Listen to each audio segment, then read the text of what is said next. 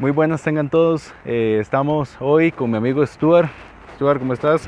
Todo bien, aquí ansioso de empezar este video y explicar un poco sobre lo que vamos a hablar el día de hoy. El día de hoy vamos a hablar sobre el sistema de turbo. Vamos a explicar cómo funciona y cómo adapté yo el turbo a mi motor para que muchos tal vez por ahí que tengan miedo o dudas vean cómo se hace, cómo funciona, qué rendimiento tiene y se animen a hacer un proyecto de este tipo. Y para todo ello estamos aquí en una zona un poco diferente. Normalmente un video de mecánica se hace en un taller. Estamos en un ambiente abierto, donde hay precisamente bastante aire. Podemos respirar bastante aire puro. Y precisamente de eso se trata el video, del aire. Comúnmente llamamos aire al conjunto homogéneo de gases que se encuentra atrapado dentro de nuestra atmósfera. Este conjunto está compuesto por hidrógeno, oxígeno y argón, principalmente, en estas cantidades. Por supuesto tiene algunos otros compuestos, sin embargo son en cantidades minúsculas. El aire varía según su ubicación en las 4 capas de la atmósfera, que por cierto son estas. Entre más arriba se encuentra el aire, menos es la cantidad de compuestos que tiene. Esto debido a que la gravedad atrae los compuestos o los elementos más pesados hacia su centro. Esto genera que el aire tenga menor presión y menor peso. Muy bien, primero vamos a entender cómo funciona un motor de aspiración natural. Vamos a suponer que tenemos un motor 2000. Dicho motor tendría entonces 4 camisas de 500 centímetros cúbicos cada una. Bien, el pistón cuando desciende genera su primera carrera, la carrera de admisión. En esta carrera el pistón genera un vacío, o por así decir, chupa aire o genera un vacío, y esta recámara se recarga con esa cantidad de espacio, en este caso 500 centímetros cúbicos. Bien, si nosotros queremos hacer una explosión más fuerte, vamos a ocupar algo que cargue más aire. En ese caso se opta por un motor más grande, por un motor, no sé, se paseará un motor 2500 o 3000 o qué sé yo. Ok, en este caso, en vez de hacer esa camisa o ese motor más grande, vamos a introducir el aire que introduce, por ejemplo, un motor 2500. Para ello, entonces, ocupamos algo que comprima el aire que tiene, por ejemplo, un motor 2500 y meter ese aire en un motor 2000. O sea, más aire del que el propio motor puede cargar. Para ello existe el turbo. Con el turbo vamos a conseguir esto. Vamos a conseguir que cada pistón, por ejemplo, en el caso del motor 2000, que es de 500 centímetros cúbicos, cargue mucho más aire que 500 centímetros cúbicos. Al ser más aire, vamos a ocupar más combustible, porque esto se hace en una mezcla exacta, se hace en una proporción 14.7 partes a 1. O sea, 14.7 partes de aire por 1 de combustible. Por tanto, si introducimos más aire, vamos a ocupar más combustible. Esto para obtener una mayor detonación en cada cilindro del motor. Se conoce como combustión al proceso que se genera entre un producto o algún elemento oxidable y el oxígeno, la cual es notoria debido al calor y la energía que produce. En algunos casos incluso llega a liberar llamas. Cuando la oxidación se hace de forma muy rápida, se conoce como combustión. En este caso, el material oxidable sería la gasolina o el diésel. La forma en que la gasolina se oxida es a través de los vapores que libera. Estos vapores, al entrar al contacto con algún tipo de inflamante, ya sea el fuego, ya sea una chispa, hace que arda y explote. Si quieren conocer más acerca del proceso de combustión interna de un motor o de cómo funciona un motor, estaré dejando por acá el video de mi amigo Stuart del canal Más Viajes en la Ciencia, quien estará explicando más a fondo todo el proceso de funcionamiento de un motor de combustión interna.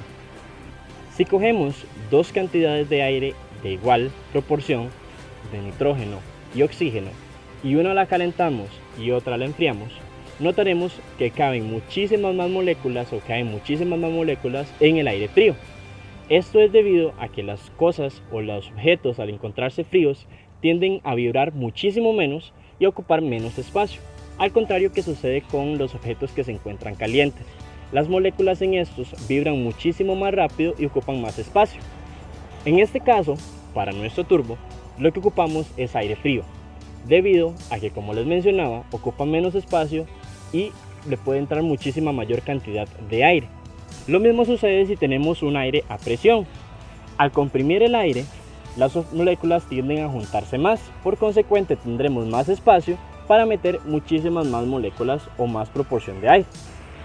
Entonces ahora vemos que ocupamos dos cosas. Primero, comprimir el aire. Segundo, enfriar ese aire comprimido antes de que entre al motor. Ahora vamos a entender cómo funciona un turbo. Cuando el pistón comienza a descender en su carrera de escape, está liberando gases que normalmente se desperdician, se van por el sistema de escape y hasta ahí llegaron. Ok, vamos a aprovechar esos gases para mover primero una turbina antes de que sean desechados por completo. Entonces vamos a tener una turbina acoplada por medio de un eje a otra turbina. Cuando esta primera turbina, por efecto de los gases de escape, se mueva, la otra turbina también se va a mover. Por tanto, esta otra turbina que está acoplada por medio de un eje va a ser quien comprime el aire para enfriarse y después pasar hacia el motor. Muy bien, antes de entrar más a profundidad en el motor y ver cómo se adapta un turbomotor que viene de fábrica aspirado, primero quiero decir que a mi parecer hay tres maneras de hacer un trabajo de este tipo. Cada manera da más potencia, pero depende del presupuesto de cada persona, por supuesto. No tengo dinero ni nada que dar. Bien, para mí la primera forma más económica, sencilla entre comillas porque requiere su trabajo, es montar el turbo y cambiar inyectores. Y murió. Un segundo nivel sería añadir una computadora programable, que esto nos va a ayudar muchísimo, ya que estas computadoras vienen diseñadas para carros sin turbo. Una computadora programable se puede programar de manera casi exacta para que dé el máximo rendimiento de un motor con un turbo adaptado, como es en este caso. Y por último, un tercer nivel es todo esto que dije anteriormente: computadora, inyectores, turbo y reforzar el motor. Al reforzar el motor podemos aumentar la presión, ya que si hacemos el nivel 1, digamos, turbo, inyectores, no podremos sobrepasar una presión mayor de 6 psi, 6, 7 como mucho. En cambio, si forjamos el motor y hacemos casi una reconstrucción del motor, reforzando muchas piezas internas de él, podemos obtener una mayor potencia, ya que podemos aumentar el PSI o presión de turbo y obtendremos muchísimo más potencia aún. Muy bien amigos, entonces este es mi motor turbo. Sinceramente, estéticamente no es nada presentable. Sinceramente está un poco feo estéticamente, hay soldaduras muy feas por acá, despintado, etcétera. O sea, no es un trabajo que hice precisamente pensando en estética, pero funciona muy bien. Entonces, como dije anteriormente, el turbo funciona aprovechando los gases de escape. Por ende, vamos a tener que fabricar un manifold de escape, que básicamente es una conexión de todos estos cilindros a un mismo tubo, que en este caso es a ese tubo, y de ahí se conecta directamente al turbo. Después, el resto de tubería vieja o de tubería de escape que ya existía, se conecta al propio turbo. Por ahí se van al final los gases que ya el turbo usó para mover su turbina. Después tenemos un filtro de aire que va a ir conectado a la entrada del turbo. Como ya sabemos, es una turbina que está interconectada a esta otra turbina. Entonces, entra el aire por medio del filtro, pasa al turbo, el turbo comprime el aire y ya el aire, por medio de esta manguera que en mi caso tuve que poner por acá, ya el aire viaja comprimido hacia acá abajo. Vemos que el aire pasa por esta parte de aquí y pasa el intercooler, el cual enfría el aire, continúa su camino por este tubo, sube por esta área de acá abajo y sube por este tubo hasta entrar de nuevo al motor. Muy bien, aquí hay un detalle, y es que, como dije anteriormente, el turbo en un motor stock, o sea un turbo adaptado a un motor stock, generalmente no puede sobrepasar 7 psi, siempre está en el rango de 5 a 7 psi. Entonces muchos se preguntan cómo se maneja esta presión, cómo hacemos que no sea más de 7. Bien, para eso existe el Westgate. El Westgate no es más que una especie de bolsa de aire que al inflarse puede accionar un mecanismo que a su vez abra o cierre, depende, alguna compuerta. alguna desviación. Al tener una desviación podemos hacer que el aire, en vez de pasar hacia la turbina y que genere más presión, se comience a desviar, por ende que el aire que llega hacia la turbina sea menos y no genere una sobrepresión. El wastegate es esta pieza dorada de aquí. Cada wastegate tiene diferentes presiones de apertura, puede ser a 4, a 5, a 8, en este caso esta abre más o menos a 5 o 6 psi. Entonces, por medio de esta manguera, ella se da cuenta qué presión existe en la tubería de turbo. Entonces, por esta manguera viaja el aire hasta ella y cuando aquí hay 5 psi, su bolsa de aire se abre y por tanto empuja una varilla. Esa varilla a su vez abre una compuerta que está dentro del turbo, que es quien se encarga de desviar el aire sobrante o excesivo del múltiple de escape hacia el resto de tubería. Por tanto, pasa menos aire por la turbina del turbo y a su vez esto ocasiona que no haya un exceso de presión. Muy bien, ahora que sabemos cómo funciona el wastegate, muchos se preguntan ¿qué pasa si mi wastegate abre a 8 psi y yo quiero mi turbo a 5? Vamos a tener un problema porque el turbo no va a comenzar a frenar su presión a partir de 8 psi y para entonces va a ser una presión muy alta que puede provocar un daño en el motor. Entonces, este tipo de wastegate que acaban de ver se llama wastegate interna. Interna quiere decir que está acoplada al turbo de forma original, de fábrica viene acoplada a ella. Cuando ese wastegate no nos sirve, no nos es viable, tendremos que optar por un wastegate externo.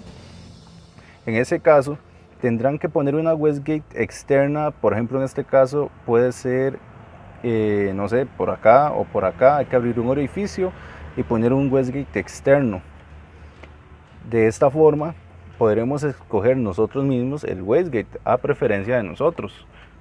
De esta forma podremos adquirir el wastegate que más nos sirva, un wastegate que esté diseñado para que abra a 5 psi, por poner un ejemplo. Ahora pasamos a otra parte que es el sistema de lubricación. Como sabemos ya, el turbo tiene un eje. Ese eje tiene que estar siempre lubricado con lubricación que provenga del motor. Entonces vamos a ocupar sacar una manguera con presión de aceite del motor que pase al turbo y posteriormente otra manguera que lleve el aceite que ya se usó en el turbo de nuevo hacia el cárter para hacer un circuito. Muy bien, como podemos ver en mi motor de fábrica viene este sensor. Esta pieza es un sensor de presión de aceite, va conectado directamente al bloque motor. Entonces en este caso hemos sustituido el sensor por una T de bronce. Esta T nos permite conectar de nuevo el sensor que viene original de fábrica y adicionalmente sacar una nueva línea de aceite que va a venir por esta manguera negra hasta entrar por medio de este tornillo hueco que se encarga de suministrar de aceite al turbo. Muy bien, como es un poco incómodo ahorita, no voy a poder hacer una toma para que vean cómo termina el circuito de aceite, pero básicamente es una manguera que baja el turbo hacia el cárter de nuevo. Por tanto, hay que hacer una modificación al cárter para que tenga un pequeño tubo, digamos así, donde se pueda interconectar el turbo con el cárter. Algunos turbos también, en mi caso no, algunos turbos usan también sistema de refrigeración por agua, de manera que hay que conectar dos mangueras al circuito de enfriamiento por agua del motor. Ya eso es un poco más avanzado, en mi caso no fue necesario porque mi turbo es nada más por aceite. Muy bien, ahora vamos a explicar una parte que tal vez muchos han escuchado. ¿Quién no ha escuchado el famoso silbido del turbo? Ahora nos toca explicar esa parte. Muy bien, entonces sabemos que aquí está entrando aire a presión hacia nuestro motor. Aquí está el throttle, que es, como llamamos en mi país, una mariposa que restringe el paso de aire hacia el motor. Cuando esta se abre, el aire a presión entra, cuando se cierra no entra. Pero aquí sigue habiendo aire a presión, la turbina sigue girándose por inercia. Aquí sigue habiendo aire a presión. Si nosotros estamos andando, esta mariposa va a estar abierta.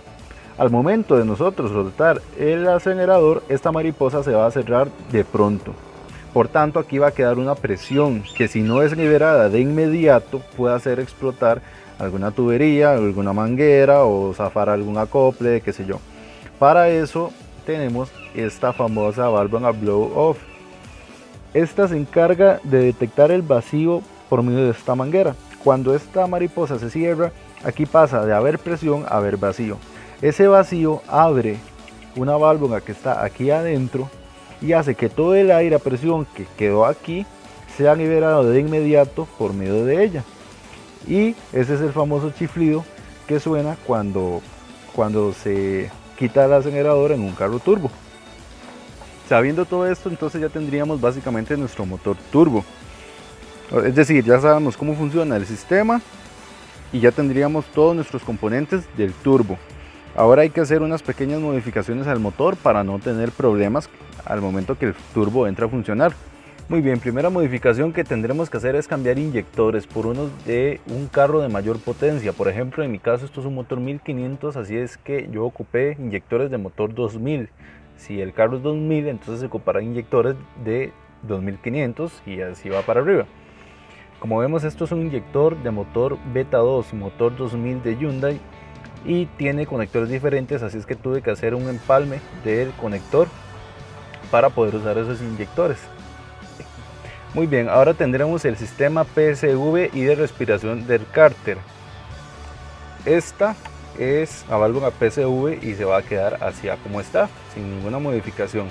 Este es el sistema de respiración del cárter, que de fábrica está conectado acá al tubo de admisión. Esto ya no puede estar ahí porque aquí ya no va a haber vacío, va a haber presión. Entonces, por tanto, necesitaremos hacer que esta manguera entre hacia el tubo de admisión, pero del turbo, ya no de aquí, ya no de arriba, sino de aquí, a donde ahora entra el aire al turbo. Este tubo que tenemos acá es el único tubo que tiene vacío. ¿En dónde se genera vacío? El vacío que genera el turbo al succionar aire para ser comprimido. Esta ahora es nuestra única fuente de vacío. Muy bien, última mejora para el nivel 1 de turbo son bujías. El turbo va a generar más temperatura en las cámaras de combustión del motor. Por ende ocupamos una bujía de un grado térmico más alto. De fábrica mi motor tiene bujías grado 5, en mi caso voy a ocupar grado 6. ¿Por qué grado 6? Porque son bujías para una temperatura adecuada a mi presión de turbo. Para un turbo que genere 15 psi se va a ocupar grado 7, y para un turbo de 30 psi grado 8, y si tiene nitro y metanol y etcétera, y cada vez se ocupan bujías mejores. En mi caso, con una de grado 6 estará bien. Aparte de esto, vamos a ocupar ajustar nuestras bujías de forma diferente. El espacio que hay entre los electrodos de nuestras bujías normalmente en mi carro, por ejemplo, es de 0.9 a 1. Ahora va a tener que ser de 0.2 a 0.3. Esto para mejorar nuestra chispa, porque recordemos que es un auto que no está diseñado para turbo. Por tanto, se hace que el electrodo tenga esta separación tan corta, tan pequeña, para mejorar la chispa y no tener problemas. En mi caso personal, cuando andaba mis bujías a como estaban de fábrica, o sea de 0.9 o a 1, tuve diferentes problemas por esto. Mi solución fue reducir a 0.22, 0.25 y funcionó sin ningún problema. Muy bien, entonces ya tenemos el sistema turbo, pequeñas modificaciones básicas que hay que hacer para que el motor funcione bien con el turbo adaptado. Ahora nada más nos falta un último detalle que es muy importante, y este es el indicador de nivel de voz, ya que con este nos podemos dar cuenta qué presión de turbo estamos generando y si nos estamos sobrepasando. La autodetonación o detonación ocurre cuando se da una mezcla violenta y rápida entre aire y combustible dentro de las recámaras del motor generadas por la chispa. Como ya ustedes bien sabrán, dentro del motor o dentro de los cilindros, para ser más específicos, hay tres elementos: la chispa, el combustible y el oxígeno. La autodetonación ocurre cuando uno de esos tres se mezcla de forma incorrecta o hay una excesiva cantidad de alguno de los tres. Durante la detonación se tienen dos o más fuentes de ignición que chocan entre sí, lo cual genera una especie de vibración o detonación dentro del motor. Esto puede ser bastante perjudicial para la salud de nuestro motor. Esto ocurre también cuando la temperatura de los gases que no son quemados obtienen una temperatura muy alta debido al desequilibrio que te conté anteriormente. Esto también genera una autodetonación o detonación temprana que no está sincronizada con la que tiene el auto. Para hacerte un resumen de lo que acabo de decir, una autodetonación es cuando se hace una explosión dentro de los cilindros del auto que no esté sincronizada con lo que tendría que ser los tiempos del motor. Muy bien, ahora pasamos a una pequeña sección de preguntas frecuentes, preguntas que me he encontrado en internet, que he visto que mucha gente tiene dudas y quiero aclarar. Si tienen más dudas, no olviden en escribir sus dudas allá abajo en los comentarios. Pregunta número 1. ¿Es viable hacer un trabajo así? Yo diría, a mi opinión, que sí, porque pasé de tener un motor 1500 prácticamente a un motor que tiene fuerza de un motor 2000. Entonces es una buena diferencia y además yo personalmente amo el turbo, es decir, sus sonidos y su funcionamiento para mí es muy bueno como funciona y me gusta mucho escuchar el turbo. Por tanto, para mí es una muy buena inversión. Muy bien, pregunta número 2. ¿El turbo ahorra combustible? En este caso no. El turbo en motores gasolina se usa para sacar más potencia. En motores diésel sí se usa para ahorro de combustible, pero en este caso no podemos pretender sacar una potencia de un motor 2000, de un motor 1500 esporádicamente. Por supuesto vamos a ocupar más combustible. Si estamos introduciendo más aire, por ende vamos a ocupar más combustible del que se ocupaba antes. El detalle es que en ciertas partes sí se puede ver tal vez reflejado un ahorro de combustible, porque recordemos que ahora tenemos más fuerza. Por ende, en recorridos, por ejemplo, de carretera o distancias largas, podemos ver un ahorro. Sin embargo, en ciudad yo opinaría que más bien hay un desahorro de combustible, teniendo en cuenta que estamos hablando de un motor que no está optimizado y que no tiene computadora optimizada para un motor turbo y que es algo adaptado. Pregunta número 3. ¿El turbo puede dañar el motor? Yo diría que sí. Yo diría que no, siempre y cuando no se cometan errores al momento del montaje, siempre y cuando no se excedan presiones de PSI, siempre y cuando no se obligue demasiado al motor. Estamos de acuerdo que ahora tiene turbo, que tiene más fuerza, pero eso no quiere decir que podemos usar el motor como si no hubiera un mañana, no. Por supuesto, todo a su medida, sin exceder demasiado el funcionamiento del motor. Pregunta número 4. ¿El turbo requiere mantenimiento? No. El mantenimiento del turbo es básicamente usar un buen aceite. Recordemos que usa aceite. Si el aceite está sucio, el turbo se puede llegar a dañar. Pero siempre y cuando el aceite sea bueno y se cambie en los periodos correctos, el turbo básicamente no requiere de mantenimiento. Por supuesto, nada dura para siempre.